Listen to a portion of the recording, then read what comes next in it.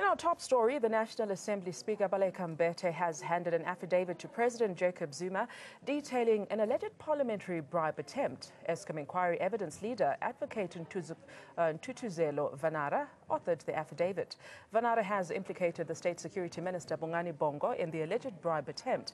He claims that forces at Eskom, including the interim chair, Zitembe Khoza, are trying to stop the probe. This is purportedly to avoid the arrest and prosecution. The committee is probing allegations of state capture at Eskom, but little in the way of hard evidence has emerged so far. President Zuma himself is implicated in a report by the former public protector, Thuli Madonsela. What we know so far is that advocate Ntutuzelo Vanara accuses the State Security Minister Bongani Bongo of an attempted bribe. Bongo in turn claims that Eskom interim chair Zitembe Khoza ordered him to offer a bribe to collapse Police Eskom inquiry. The Parliament Ethics Committee is probing the Eskom state capture inquiry bribe allegations, and the National Assembly Speaker Baleka Mbete has handed Advocate Vanara's affidavit to President Jacob Zuma.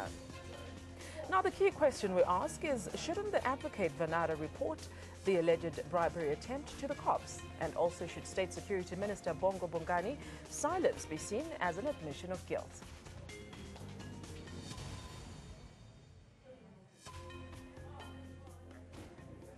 The African National Congress presidential candidate Baleka Mbete says that President Jacob Zuma must be allowed to finish his term with dignity.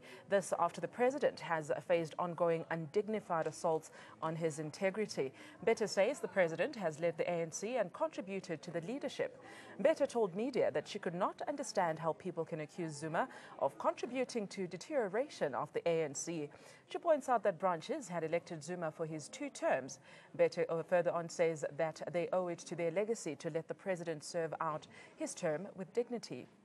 Now, several forces are aligned against Zuma. These are the ANC factions whose electoral fortunes depend on painting Zuma as corrupt, opposition parties whose growth depends on dividing the ANC on the question of Zuma, and civil society groups accused of being proxies for the opposition's fight against Zuma.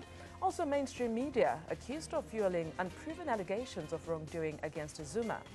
And lastly, white monopoly capital, which is rattled about Zuma's radical economic transformation push. They are accused of trying every trick in the book to derail the policy. But what are the repercussions of the undignified assault on Zuma? First, the splits showed in the ANC after Thabo Mbeki's recall. Now, this bitterness continues to fan factions in the party. If Zuma is recalled, it is likely to further entrench divisions within the party. And the ongoing assault on Zuma has led to negative projection of South African government internationally. There's also been a negative impact on investor sentiment and confidence in South Africa. Now, there are several options before the ANC. First is to let President Zuma serve out his term as the 4th president of the country until the 2019 elections. Also, to recall the president after the December conference. They could also forge a common understanding in the leadership that there will not be a witch hunt against Zuma after his exit. People who said Zuma is an enemy is an old matter, and I think I know exactly who are the people who say so, and perhaps people who could do the kind of thing that was done to me. But that's part of what the struggle is. That's why you don't just end up with freedom when you have the vote, political, what you call freedom, etc. That's why you say the struggle continues. Because there are many things that we need to deal with, as well as how to defend your country and therefore your freedom. How to change the quality of lives of your people. Other people might not want you to do so. Because if you do so, if you grow your economy, then you become stronger. I share the ANC views that I've been with all the time. And I'll defend those. And I will never give in.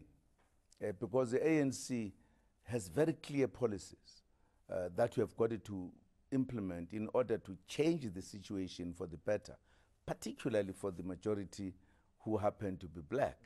And therefore, those who call me their enemies, it's their choice. President Zuma is still the president of the African National Congress. He is not going anywhere. He is going to finish his term unless if something happens, but that decision to remove the president will be the responsibility of the NEC, of the ANC.